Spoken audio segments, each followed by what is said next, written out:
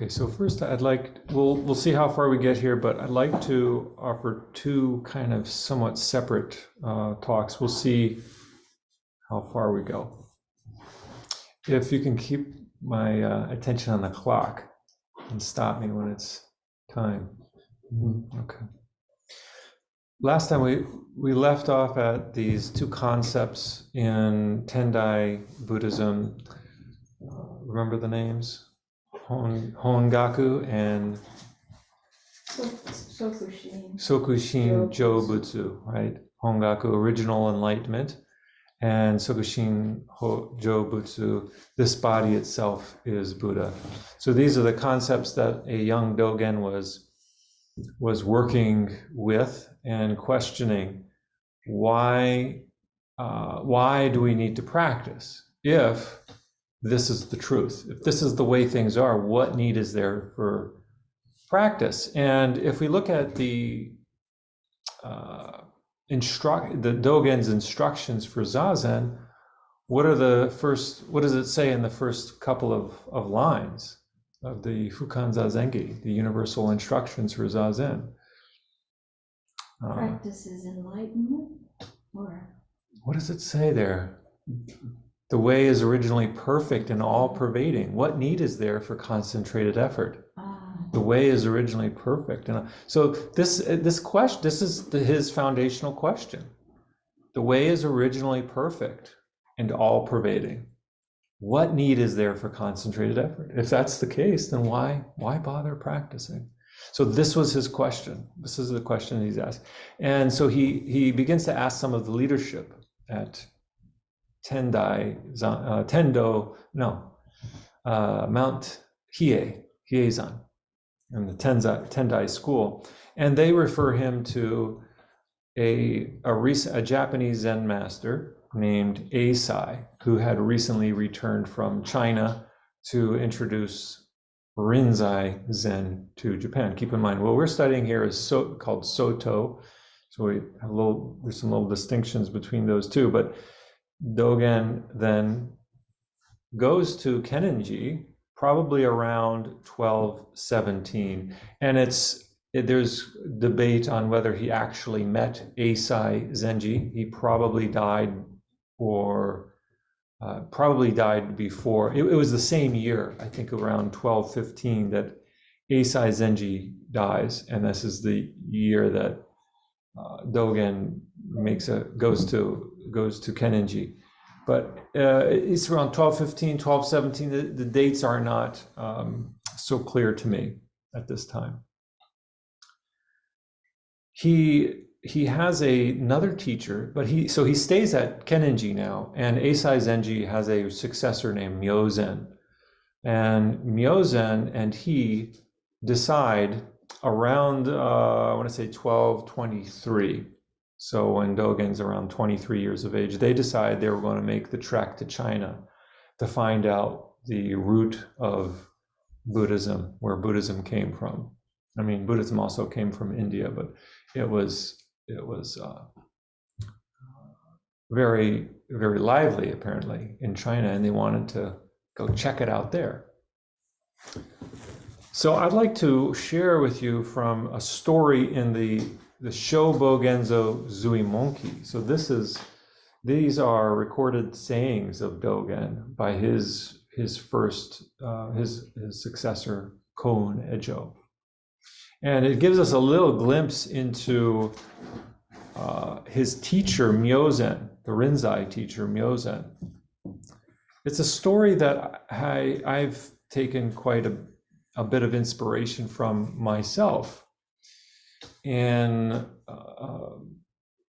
when we wrestle with, what do I follow? Do I follow a person, or do I follow what I think is true? Right? So this is a story about that. Dogen says, when my late teacher Myozen was about to go to China, his former teacher, this must have been somebody else other than Eisai, his former teacher Myoyo Ajari.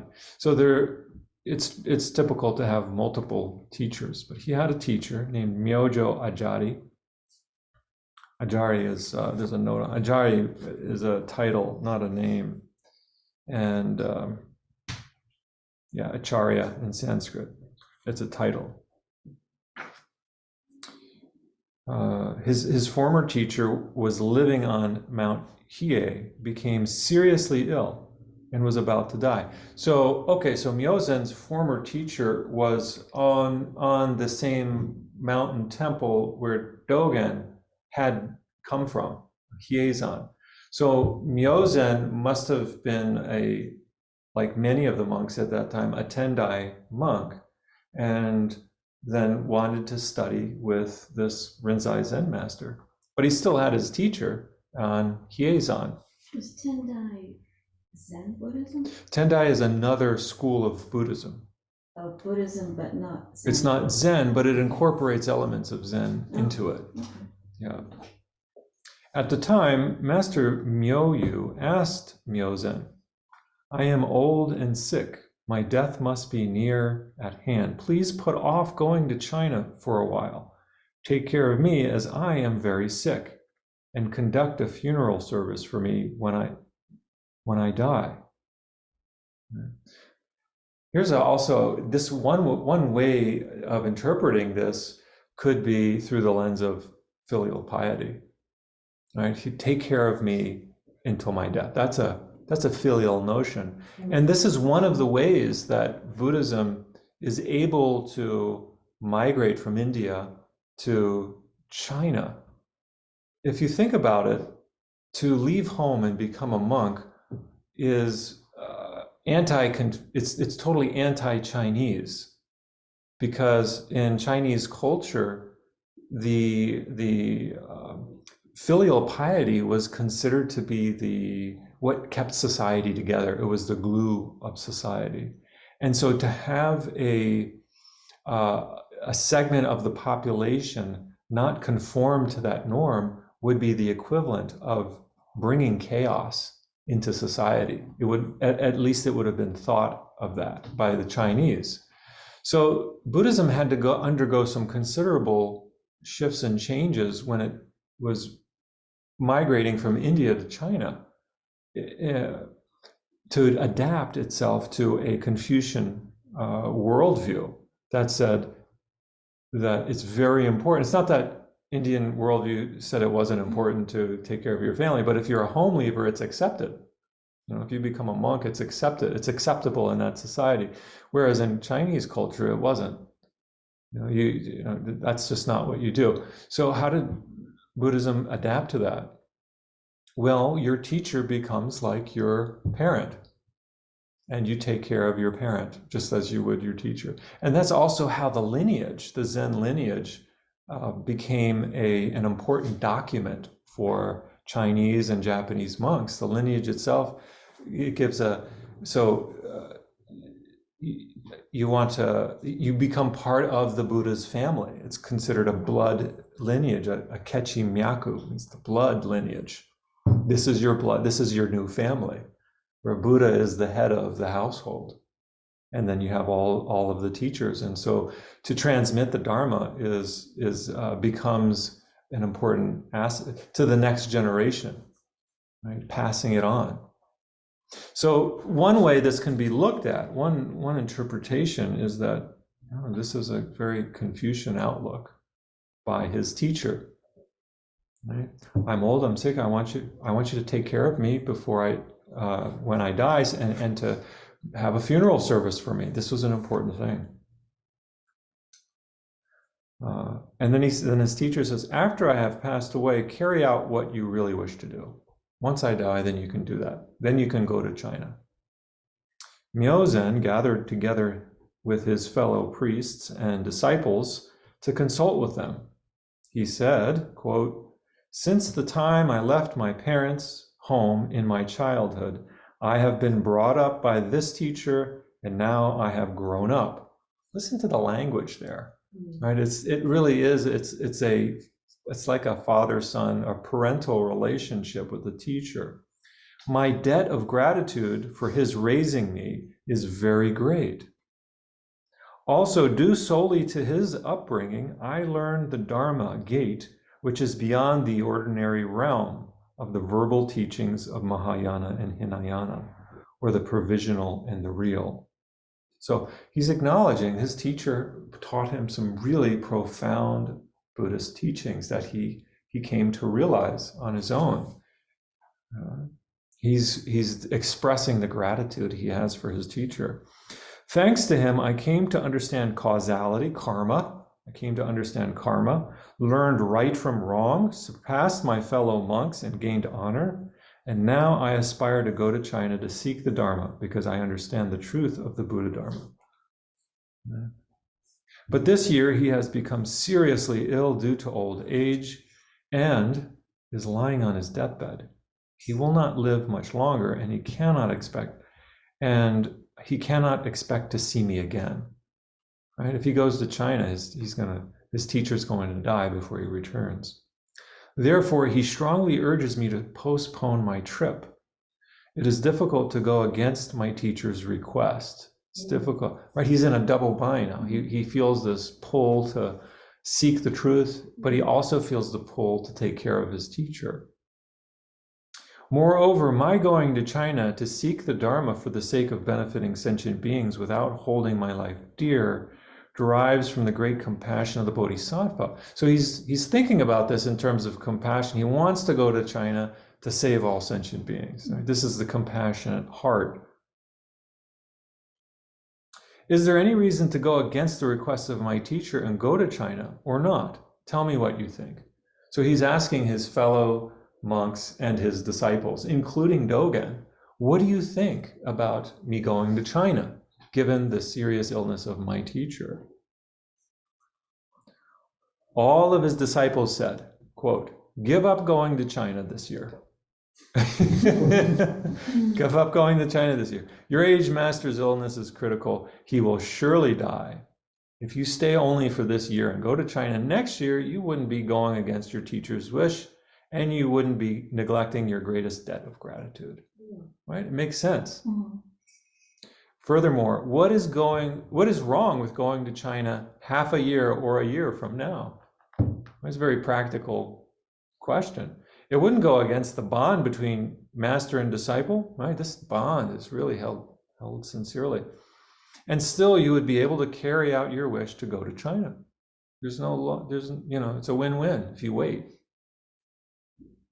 At the time, as the least experienced monk, I said, this is Dogen Zenji saying now, if you think that your enlightenment of the Buddha Dharma is what it should be, you should put off your trip to China.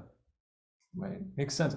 If you're really endowed with the Dharma, why do you need to travel? And Dogen says this too, and again, Fukan Zazengi, what need is there to go off to a faraway country if the way is right before your very eyes? Right? Even though he did, right? Yeah, he did too. So, my late master said, that is so. He's acknowledging everybody. He says, that is so. Practice of the Buddha Dharma should be like this. If I practice this way for my whole lifetime, I think I will be released from samsara and attain the way. I believe I will be released. I said, Dogen said, if that is so, you should stay. Right? This makes sense. Dogen says, stay. Don't go, wait.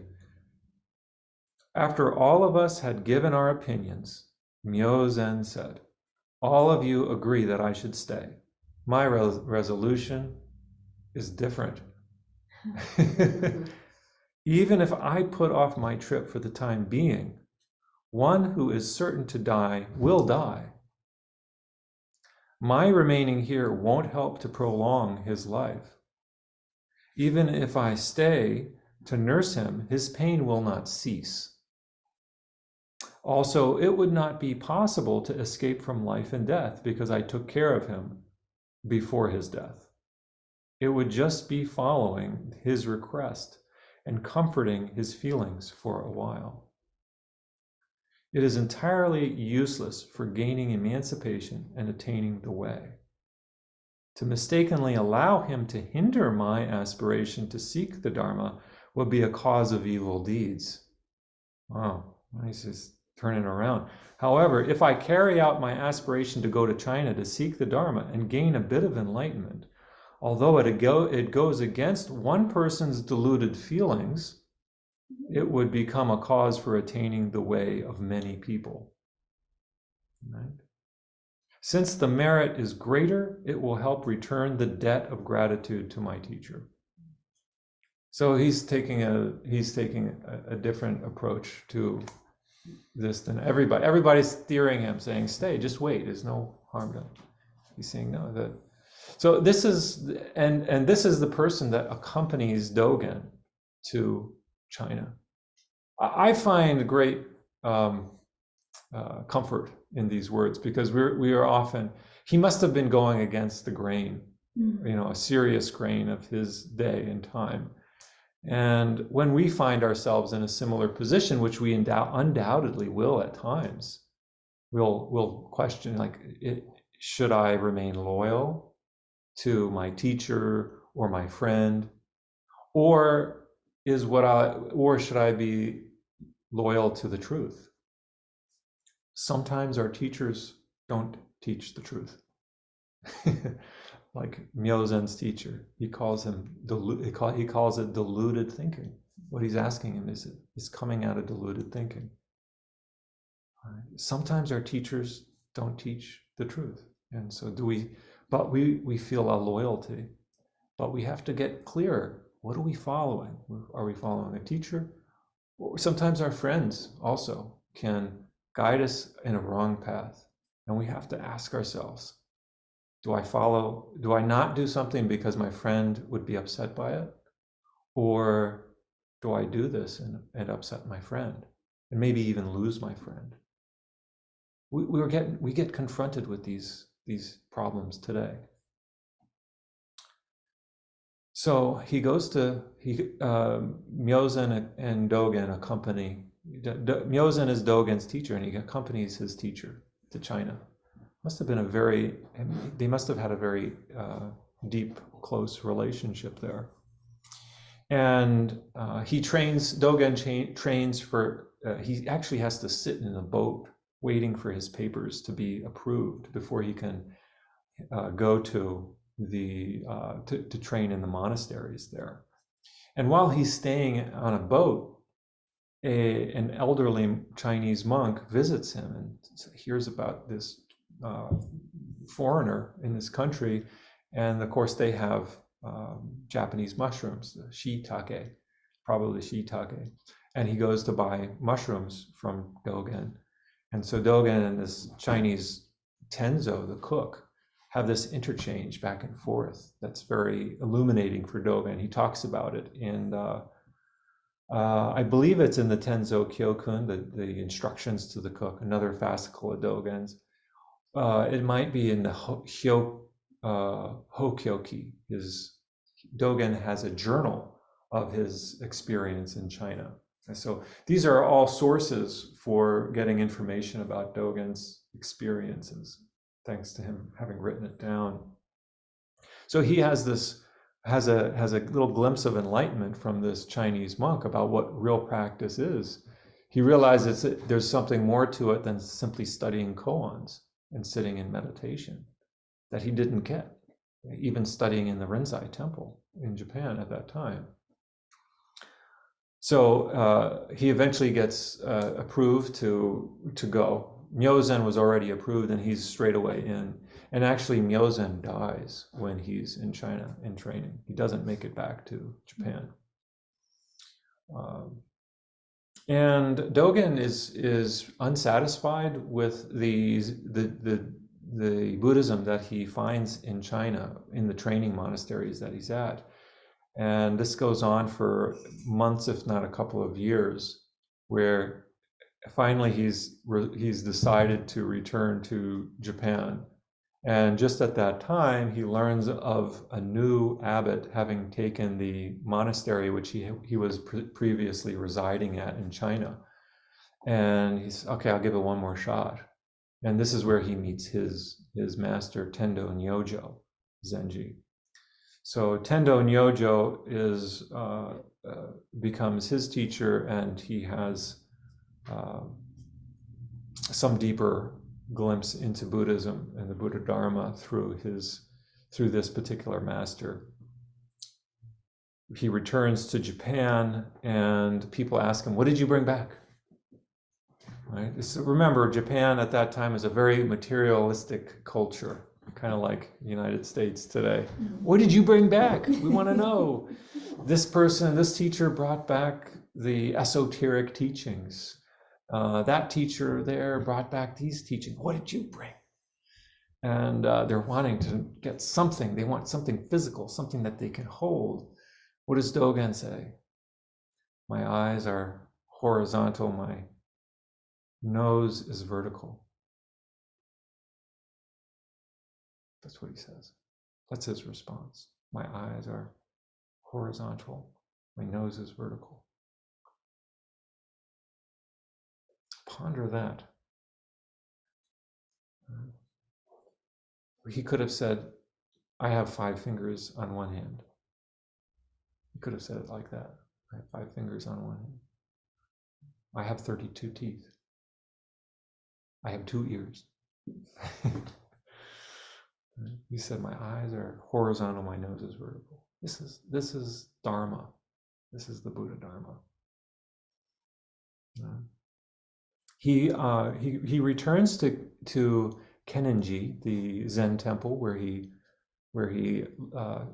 began studying Rinzai Zen, and he's again still unsatisfied with the Zen that's being taught there, the form of Buddhism that's being taught there, because of the corruption, not because of Rinzai Zen, but because of the corrupt nature of the Dharma. The monks are not following their vows, and he starts his own community. Long story shortened, he founds his own temple in Kyoto.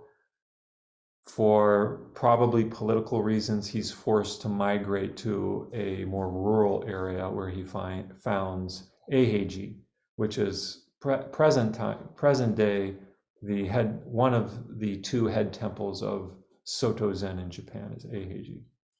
And all during this period, he's writing prolifically. His whole monk's life, he's written prolifically, from beginning in China, where he's writing the Hokyoki. He brings back this 300 koan cases. He writes the Shobo Genzo, this almost 100 fascicles of really deep philosophical teachings. The Zui Monki is attributed to him, which are more practical teachings. The record of Dogen, which is immense, are filled with Dharma talks that were recorded. And then there is the standards of the Zen community, the Eihei Shingi, which he also writes. So, I mean, if you put all of his books end to end, you've got that much writing that he accomplished over maybe a 25-year period. It's just amazing, the amount of writing. Okay, so now, I want to stop the talk there.